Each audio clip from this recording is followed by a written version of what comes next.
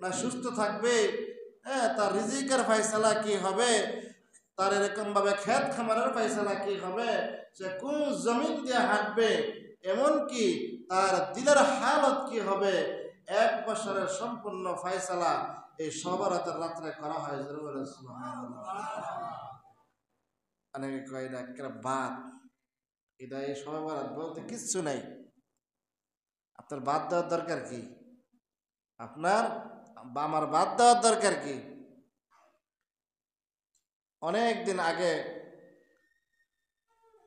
করাচির এক হজরত আসছিল খিলক্ষেত, করাচির হাকিম আখতার সাহেবজাদা খিলক্ষেত আসছিল অনেক দিন আগে, আমার মনে আছে। উনি ওই সময় উর্দুতে বাগান করেছেন, আমরা তো উর্দু বুঝি না, তখনকার সময় ছোট ছিলাম। হজরত বয়ান করছে যে এমন এক অঞ্চল, যে অঞ্চলে নামাজ কালাম তো অনেক দূরের কথা, সে নিজেরা মানুষ কিনা এটাই জানে না।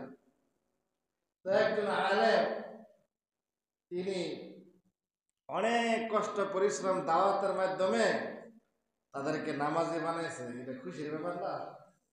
তাদেরকে কি বানাইছে? নামাজি বানাইছে। কিন্তু ওই অঞ্চলের মানুষ যে ক্ষেত খামার থুইয়া, নিজের কাজ কাম থুইয়া, খেলাধুলা থুইয়া যায় হাত পাও ধুইয়া নামাজ পড়বো, এরা তাদের কাছে কি লাগে না, ভাল লাগে না। এই নামাজ পড়তে গেলে বেলা কাপড় লাগবো, হাত পাও ধোন লাগবো, মারি সারি এখান পরিষ্কার করতে হইব।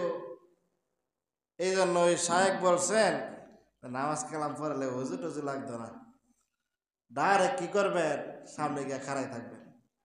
ইমাম সাহেব যেমন রুকু দিব এমনি রুকু দিবেন, ইমাম সাহেব যেমনি সেজদা করব এমনি সেজদা করবেন, ইমাম সাহেব যা করবে আপনারা তাই করবেন। অনেক দিন পর্যন্ত এই কাজ চলতেছে।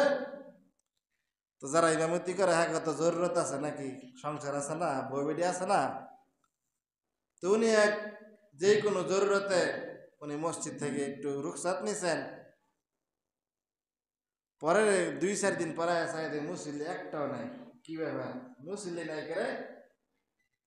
আরেক হুজুর আয়া কইছে অজু ছাড়া কি হইতো না। কথা তো বাস্তবই, অজু ছাড়া কি নামাজ হইব? ওই হুজুর আয়া কইতাছে আমি যে অজু টজু ছাড়া হ্যাঁ করে বাউ করছিলাম, হ্যাঁ আমরা কি বাস লাগাই দিল। এই জন্য আমরা তো এমনি নামাজ মুখী না, এমনি মসজিদ মুখী না, আলেম মুখী না। অত্তর অত্তর শত শত অত্তর নামাজ আমার ডান বাম দিয়ে চলে যেতেছে, জুমা চলে যেতেছে।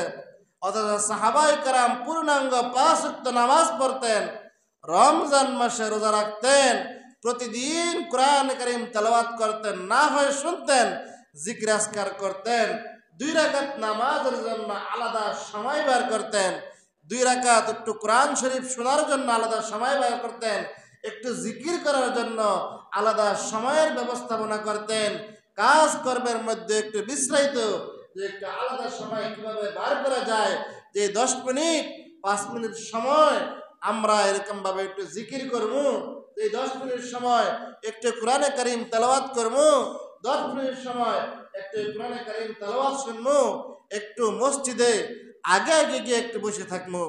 অনেক সময় অনেকে মসজিদের মধ্যে আসে, আইসা জিঙ্গায় হুজুর নামাজ কয়টায়